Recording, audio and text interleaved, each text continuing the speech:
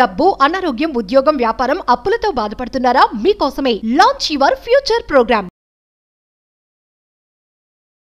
నమస్తే, welcome back to Suman TV. ప్రస్తుతం మనతో పాటు ఉన్నారు సీనియర్ ఐపీఎస్ ఆఫీసర్ రెడ్డన్న గారు. సార్తో మాట్లాడదాం. నమస్తే సార్. నమస్కారం అండి. సార్, మనం కొన్ని వీడియోలో మాట్లాడుకున్నాం కదా, సాంకేతిక లోపాలు అని చెప్పేసి, బోయింగ్ విమానంలో లోపాలు ఉంటాయని చెప్పేసి, ఆ ఫ్యూయల్ విషయంలో కానీ. అయితే ఏదైతే ఈ ఫ్యూయల్ ఉంటుందో స్కెచ్ వేసి దాన్ని ప్లాన్ చేశారు అనేది ఒక ఆరోపణ అయితే వింటున్నాం మనము. అంటే మీరేమనుకుంటున్నారు, అసలు కారణం ఏముంటుంది అంటున్నారు? ఇప్పుడు మామూలుగా ఎయిర్ క్రాఫ్ట్ లో ఫ్యూయల్ నింపేది గ్రౌండ్ స్టాఫ్. వాళ్ళు ఫ్యూయల్ నింపేటప్పుడు జనరల్గా ఏం చేస్తారంటే మెయిన్ ఫ్యూయల్ వాల్వ్ ఏదైతే ఉందో అది స్విచ్ ఆఫ్ చేసి ఫ్యూయల్ నింపుతారు. నింపి తర్వాత గ్రౌండ్ స్టాఫ్ వాళ్ళు ఒక్కొక్కటి చెక్ గ్రౌండ్ ఇంజనీర్స్ ఉంటారు, వాళ్ళు ఒక్కొక్కటి చెక్ చేసి ఆ లిస్ట్లో దాన్ని రైట్ టిక్ చేస్తూ ఉంటారు. అక్కడికి ఫ్లైట్ క్రూస్ కానీ వేరే వాళ్ళకి కానీ అక్కడ పోయే అథారిటీ కూడా లేరు, వాళ్ళు పోరు కూడా. ఎప్పుడు పోతారు, అంతా రెడీ అయిన తర్వాత వాళ్ళు ఓకే ఫర్ టేక్ ఆఫ్ చెప్తే అప్పుడు క్రూ వచ్చి ఎక్కుతారు. దాంట్లో ప్యాసింజర్లు ఒకవేళ ఫ్యూలింగ్ అప్పుడు పంపించినా క్రూ లాస్ట్లోనే ఎక్కుతారు. వాళ్ళు ఆ లిస్ట్ చూసుకుంటారు, వాట్ ఆర్ దే చెక్డ్ అని. అంతవరకే వాళ్ళకి ఈ ఇంజన్ బ్యాక్ సైడ్ ఇంజన్ ఏదైతే ఉందో ఆ ఇంజన్ చెక్ చేసే అథారిటీ కానీ ఫ్యూలింగ్ ట్యాంక్ వైపు కానీ వాళ్ళు పోరు. ఫ్యూలింగ్ ట్యాంక్ వాళ్ళు ఫిల్ చేసిన తర్వాత వాళ్ళు మెయిన్ వాల్వ్ ఏదైతే ఉందో దాన్ని ఆన్ చేసి సర్టిఫికేషన్ చేయాలి. ఒకవేళ తొందరపాటులోనో ఇంట్లో కొట్లాట్లయో ఏదో అయ్యి ఆ మెయిన్ స్విచ్ వాల్ని ఆన్ చేయకుండా పోతే ఆ పైప్ లైన్లో ఉన్నటువంటి ఏదైతే ఫ్యూయల్ ఉందో ఆ ఫ్యూయల్ మాత్రమే సరఫరా అవుతుంది. మెయిన్ పైప్ లైన్లో వచ్చిన ఫ్యూయల్ కట్ ఆఫ్ అయ్యగానే ఎయిర్ క్రాఫ్ట్ 2 ఇంజన్లు ఒకేసారి ఆగిపోతాయి. మామూలుగా అయితే ఈ ఎయిర్ క్రాఫ్ట్లో బర్డ్స్ హిట్ అయింది అనుకోండి, అయినా కూడా ఈ రోల్స్ రాయిస్ ఈ కెపాసిటీ 1000 కెపాసిటీ ఉండేటువంటి ఇంజన్లు ఇమీడియట్గా ఆగిపోవు. ఒకవేళ ఒక దాంట్లో పక్షి అయినా అది ఆగిపోతుంది. ఒక ఇంజన్ ఆగిపోయినా ఇంకొక ఇంజన్ రన్నింగ్లో ఉంటుంది కాబట్టి నో ప్రాబ్లం, ఎక్కడైనా గ్రౌండ్ చేయొచ్చు లేదా టేక్ ఆఫ్ చేసుకొని ఇంకో డెస్టినేషన్కి పోవచ్చు, అది జరుగుతుంది. 2 ఇంజన్లు ఒకసారి ఆగిపోవు. 2 ఇంజన్లు ఒకసారి ఆగిపోయేదంటే పవర్ అన్నా డౌన్ అయి ఉండాలి. పవర్ డౌన్ అయితే తెలిసిపోతుంది పవర్ డౌన్ అయిందా అని. లేదా 2 ఇంజన్లకి ఫ్యూయల్ కట్ ఆఫ్ అయి ఉండాలి.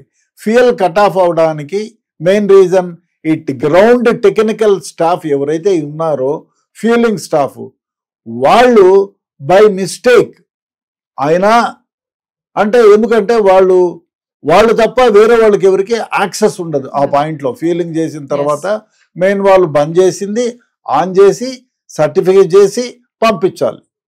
అది ఏమైనా బై మిస్టేక్ ఆ ఫ్యూయల్ వాల్వ్ మెయిన్ ఫ్యూయల్ వాల్వ్ని కట్టేసింది అంటే ఆ ఫ్యూలింగ్ చేసేటప్పుడు ఆన్ చేసేకుండా కట్ ఆఫ్ చేస్తారు. మామూలుగా ఫ్యూలింగ్ చేసిన తర్వాత ఆన్ చేస్తారు.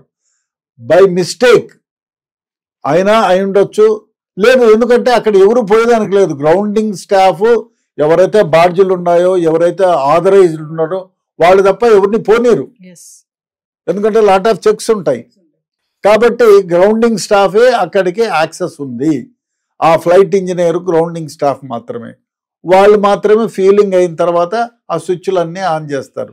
తర్వాత ఫ్లైట్ ఇంజనీర్ ఎవరన్నా ఉంటే టేకాఫ్కు ముందు ఒకవేళ ఏదన్నా సాంకేతిక లోపం ఉంటే గ్రౌండ్ స్టాఫ్లో మెయింటెనెన్స్ ఇంజనీర్ ఉంటే ఆయన పోయి చెక్ చేసి ఆ పాయింట్స్ అన్ని నోట్ చేసుకొని ఆ ఫ్లైట్కి టేకాఫ్కి ఓకే చెప్తాడు. ఇట్లాంటి సందర్భాల్లో ఆ ఫ్లైట్ టేకాఫ్ అయితే కొంత దూరం ప్రయాణం చేసిన ఒక 40 నిమిషాలు 40 సెకండ్లో 30 సెకండ్లో 50 సెకండ్లో ఫ్యూయల్ అయిపోతుంది. అప్పుడు 2 ఇంజన్లకు ఫ్యూయల్ ఉండదు, ఒకేసారి గ్రౌండ్ అయిపోతుంది. అప్పుడు ఫ్లైట్ ఎగిరేదానికి స్కోప్ లేదు. అదేమైనా జరిగిందేమో, ఎందుకంటే అది దట్ ఈస్ పాసిబుల్.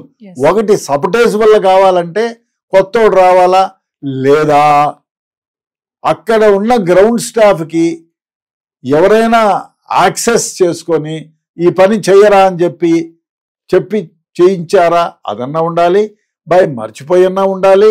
ఇది వన్ ఆఫ్ ది రీజన్స్. ఈ రీజనే అని చెప్పడం, this is one of the reason.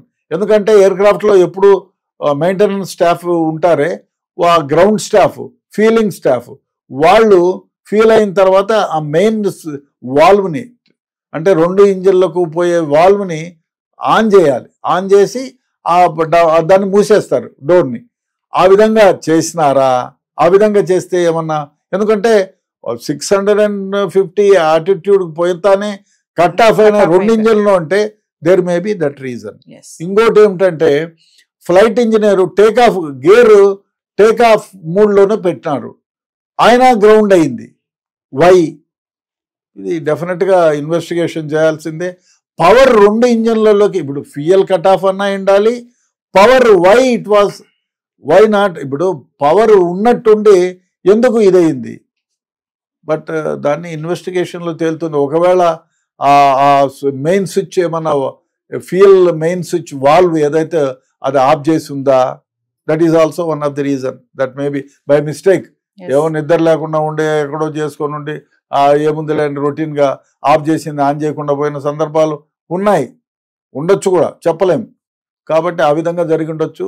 లేదా ఏదైనా లోపం ఉండి పవర్ కాకుండా పోయే, power all of a sudden cut off అయ్యి 2 ఇంజన్లు బ్రేక్ డౌన్ అయితే, 2 ఇంజన్లకి పవర్ లేకపోతే డెఫినెట్గా కూలిపోయి ఉండొచ్చు. అంటే సార్ మీరు చెప్పేదాన్ని బట్టి చూస్తే ఇక్కడ కొంచెం నిర్లక్ష్యం అని కూడా అనుకోవచ్చు అంటారా? చెప్పలేం. నిర్లక్ష్యం, ఒక స్విచ్చే కదా, ఏముంది? మెయిన్ వాల్వ్ ఏదైతే ఫ్యూయల్ ట్యాంక్ ఫుల్ చేసినప్పుడు ఆఫ్ చేస్తారు, ఆ ట్యాంక్ ఫుల్ అంతా అయిపోయిన తర్వాత సర్టిఫై చేసి సీల్ చేసేస్తారు.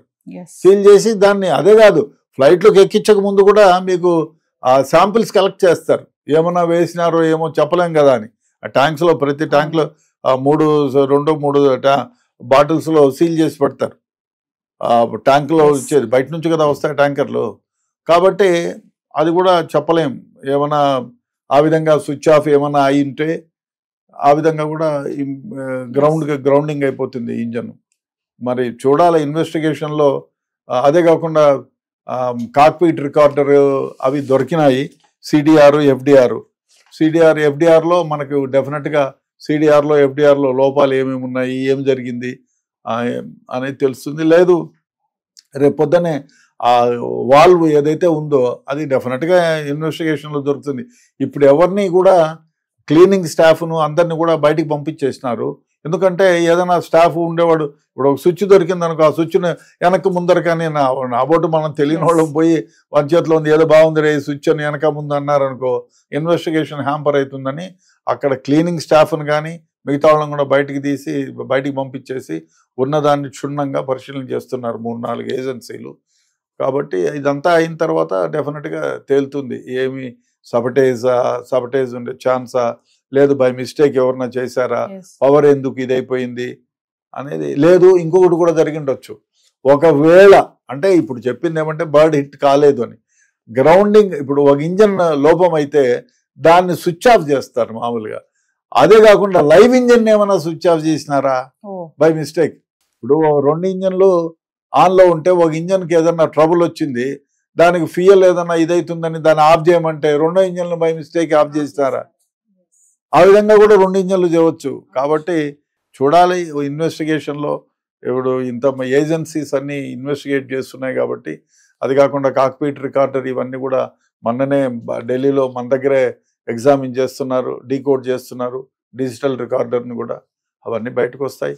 కొంచెం ఓపిక పడితే డెఫినెట్గా దీని కారణాలు ఏమిటి అనేది తెలిసిపోతుంది. అంటే సార్ దీని ఇంపాక్ట్ ఇప్పుడు అన్ని ఫ్లైట్స్ని తనిఖీ చేయడం జరుగుతుందంటారా? డెఫినెట్గా క్షుణ్ణంగా, ఎక్స్పెషల్లీ బోయింగ్స్ ఏవైతే ఉన్నాయో వాళ్ళని. ఇప్పుడు సమస్య ఏమిటంటే ఈ బోయింగ్ విమానాలని ఫ్లై చేయడానికి అనుమతించాలా వద్దా, 1-2 సార్లు తనిఖీలు చేయించి ఏమిటి అనేది చూసిన తర్వాతే వాళ్ళు అనుమతిస్తారు. డెఫినెట్గా అందరూ భయపడతారు ఫ్లైట్ ఎక్కాలంటే, డెఫినెట్గా భయపడతారు. ఏంటి ఈ విధంగా జరిగింది, చిన్న ఎయిర్క్రాఫ్ట్లో ఎక్కాలన్నా భయపడే పరిస్థితి ఇది.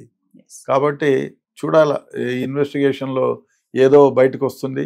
ఎందుకంటే ఆ కంపెనీ కూడా కొన్ని వేల కోట్లు పెట్టుబడి పెట్టిన కంపెనీ కదా. ఒకసారి ఇట్లా జరిగిందంటే ఆ బోయింగ్ కొనాలంటే భయపడతారు ఎవరైనా. కొన్ని వేల కోట్లు పెట్టుబడి పెట్టేది కదా. అదే విధంగా ఒకరోజు కొన్ని లక్షల మంది కోట్ల మంది ప్రయాణం చేస్తారు. ఇండియా ప్రపంచం మొత్తం మీద ఏదో 7,000 విమానాలు ఎన్నో ఉన్నాయి. ఆ 7,000 విమానాలు ప్రతిరోజు లక్షల కోట్ల మందిని ఎక్కి ట్రావెల్ చేస్తూ ఉంటారు. కాబట్టి డెఫినెట్గా భయపడదు. ప్రపంచం మొత్తం మీద షాక్ అయిపోతుంది కదా. చూడాలి మరి ఇన్వెస్టిగేషన్లో ఏమేమి బయటకు వస్తాయో. ఎవరి తప్పిదము, మానవ తప్పిదమా, లేదు ఎవరైనా కావాలని తెలియకుండా పోయి చేసినారా, అది ఇది కాకుండా ఏదైనా ఫ్లైట్లో లోపమా, అది ఇన్వెస్టిగేషన్లో బయటకు వస్తే తెలుస్తుంది. Thank you sir.